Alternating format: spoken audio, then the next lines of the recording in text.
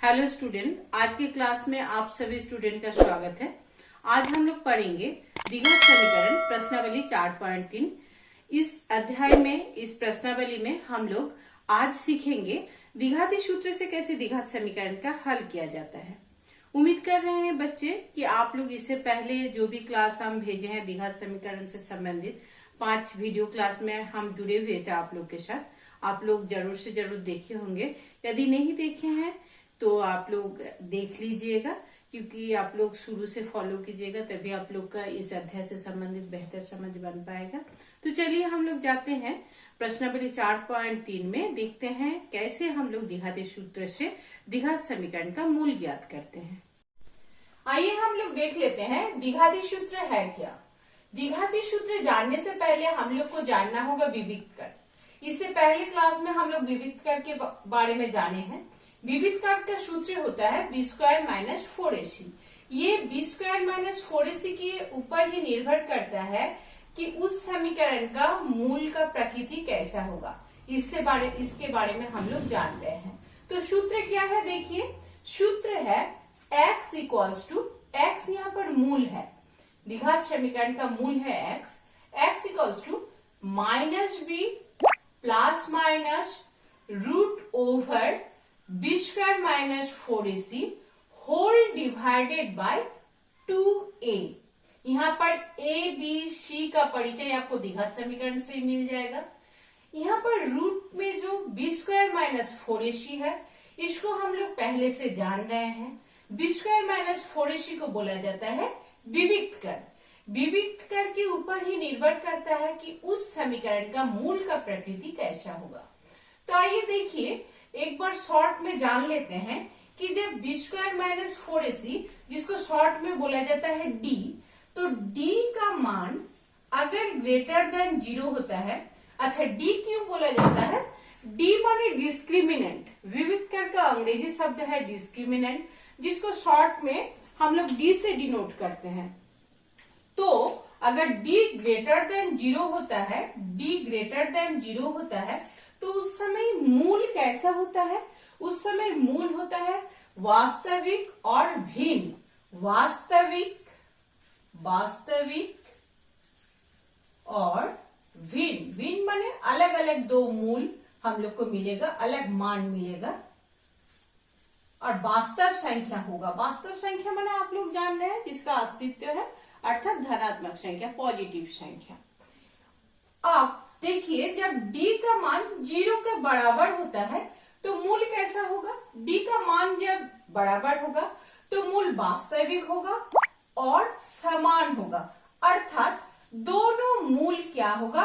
दोनों मूल का मान एक ही होगा, समान मान निकलेगा। और जब d < 0 हो जाता है तो उस समय क्या होता है? उस समय समीकरण का हल नहीं निकलता है, उस समय मूल होता है काल्पनिक। उस समय मूल हो जाता है काल्पनिक। तो ये तीन चीज की विविक्त कर के ऊपर ही निर्भर करता है कि उस समीकरण का मूल का प्रकृति कैसा होगा। तो अब देखिए, जो द्विघाती सूत्र है उसमें एक कंडीशन दिया हुआ है कि b² - 4ac greater than equals to 0, अर्थात जब ग्रेटर देन होगा तो वास्तविक और भिन्न मूल होगा, और जब इक्वल्स टू होगा तो वास्तविक और समान मूल होगा। ठीक, तो इतना हम लोग समझ गए कि द्विघाती सूत्र जो है वो विविक्त कर के ऊपर निर्भर करता है, और द्विघाती सूत्र का फॉर्मूला हम लोग को याद करना होगा, क्योंकि अगर याद करेंगे तभी हम लोग इसका अप्लाई कर पाएंगे। बहुत ही इंटरेस्टिंग है द्विघाती सूत्र। आप लोग जब फाइनल एग्जाम लिखिएगा, फाइनल एग्जाम से पहले प्री बोर्ड तक जितने एग्जाम होता है उसमें आप लोग को पूछा जाता है कि आप लोग पूर्ण वर्ग बनाने की विधि या गुणनखंड विधि या द्विघाती सूत्र से निकालिए।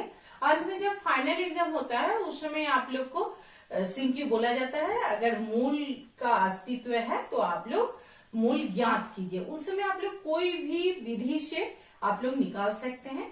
तो द्विघाती सूत्र मोस्ट इंटरेस्टिंग है। देखिए, अगर आपको सूत्र याद हो जाता है तो कितना आसानी से आप मान निकाल सकते हैं। तो देखिए, इस प्रश्नावली 4.3 से 3 का 1 नंबर हम लोग लिए हैं, x - 1/x = 3। जहां पर x का मान 0 का बराबर नहीं होगा, क्योंकि 0 का बराबर अगर हो जाता है तो इस समीकरण का अस्तित्व नहीं होगा। अब आप लोग देख के सोचिएगा कि ये समीकरण कैसे द्विघात समीकरण होगा। तो आप लोग इससे पहले बनाए हैं कि इसको हल करके हम लोग एक द्विघात समीकरण का रूप देंगे। तो द्विघात समीकरण का रूप कैसे देंगे, देखिए क्या करते हैं हम लोग। सबसे पहले हम लोग यहाँ पर परिमेय संख्या का घटा है, तो यहाँ पर लॉसो कितना हो गया, लॉसो हो गया आपका x। देखिए जूम कर लीजिएगा अगर छोटा अक्षर दिखता है तो। अब देखिए x into x square minus x का भागा दिया तो एक इंटू एक बराबर 3 के नीचे कुछ नहीं है तो 1। अब क्या करेंगे हम लोग, इसका कोना कुनी गुना करेंगे। कीजिए कोना कुनी गुना। X square minus 1 equals to 3x। कोना कुनी गुना आप लोग जान रहे हैं कैसे किया जाता है कोना कुनी गुना, अर्थात ऐसे। ठीक, अब हम लोग क्या करेंगे, समीकरण है इसलिए राइट हैंड साइड में दाया पक्ष में 0 करना है, तो सभी पद को एक साइड में लिखेंगे। X square minus 1 minus 3x equals to 0। ठीक, अब देखिए हम लोग क्या करेंगे, इसको ax square plus bx plus c के फॉर्म में हम लोग को सजाना है। किस फॉर्म में सजाना है, ax square plus bx plus c equals to 0 के फॉर्म में सजाइए। देखिए 1 इंटू एक्स स्क्वायर, ठीक, एक्स स्क्वायर है कुछ नहीं है, इसका गुणांक तो 1 है। अब प्लस bx, b माने यहां पर क्या है, -3 इंटू एक्स, इस फॉर्म में सजा रहे हैं। अब क्या लिखना है हमको, प्लस c, तो यहां पर अचर पद क्या है, -1, ठीक, इक्वल्स टू 0। देखिए इस समीकरण को हम लोग ax square plus bx plus c के फॉर्म में सजा लिए। यहां पर क्या हो गया, यहां पर a बराबर मिला 1, b बराबर मिला -3 और c बराबर मिला -1। बस असली काम हम लोग कर लिए। अब बड़ी आसानी से हम लोग आगे बढ़ जाएंगे। अब देखिए क्या करना है, सबसे पहले तो आपको ज्ञात करना है विविक्त कर, जिसको हम लोग क्या बोलते हैं, d बोलते हैं, शॉर्ट में d बोलते हैं। तो d इक्वल्स टू क्या है, b स्क्वायर माइनस 4ac। अब b स्क्वायर माने क्या, -3 का whole square minus 4 into a माने 1 और c माने -1। ठीक है, देखिए ब्रैकेट का यूज क्यों किए, जब दो साइन एक साथ हो जाता है तो हम लोग ब्रैकेट का यूज करते हैं। अब देखिए क्या हो गया, -3 का होल स्क्वायर माने -3 इंटू -3 हो गया 9। अब यहां इस तीनों का गुना करके क्या होगा, minus into minus plus, 4 into 1 into 1 4। तो 9 और 4 का ऐड करके कितना हुआ,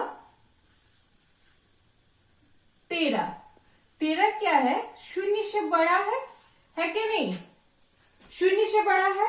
तो हम लोग क्या जानेंगे, हम लोग तब विविक्त कर ज्ञात करके जान पाए कि मूल कैसा होगा, मूल कैसा होगा, मूल होगा हम लोग का 2 भिन्न वास्तविक मूल, 2 भिन्न वास्तविक मूल ज्ञात होगा हम लोग का।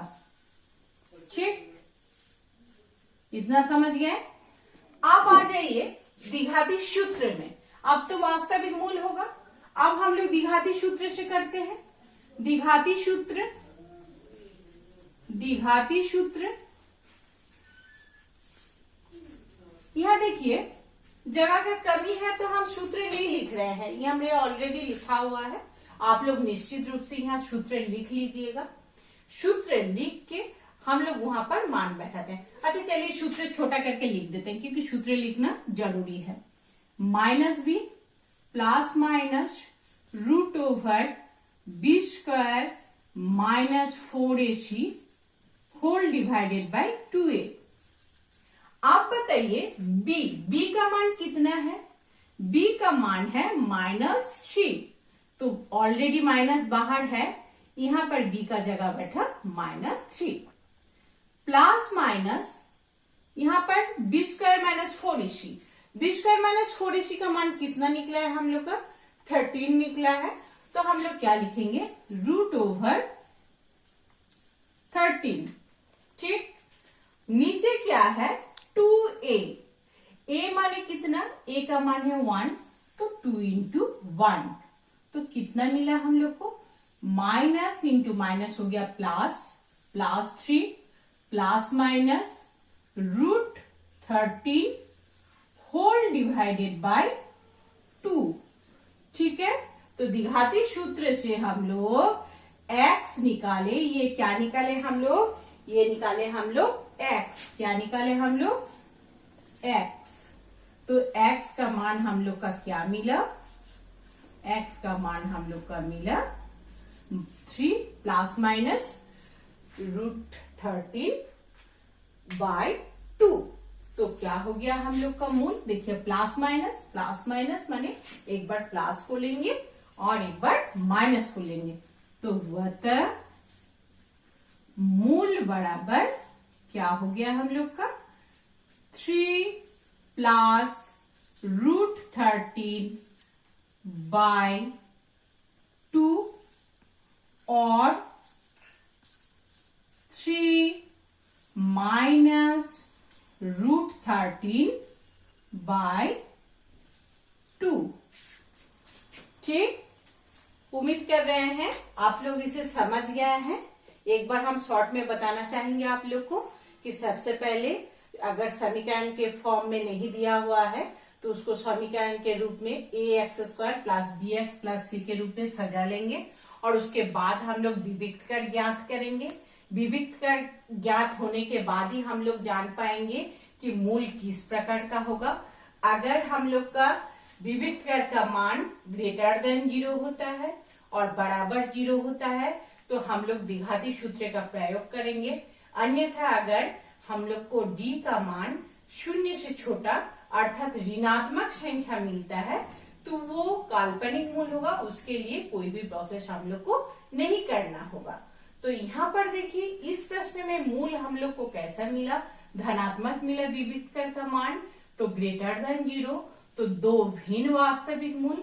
आप द्विघाती सूत्र से हम लोग फॉर्मूला लिखे, वहां पर सभी मान को रखे हम लोग और अंत में हम लोग को दोनों मूल मिला 3 प्लस √13 बाय 2 और 3 माइनस √13 बाय 2। आप लोग इसका स्क्रीनशॉट ले लीजिए। अब हम बोलना चाहेंगे कि आप लोग सभी प्रश्नावली का सभी प्रश्न को आप लोग बना लीजिएगा द्विघाती सूत्र से, और अगले क्लास में हम लोग पढ़ेंगे प्रश्नावली 4.4। Thank you.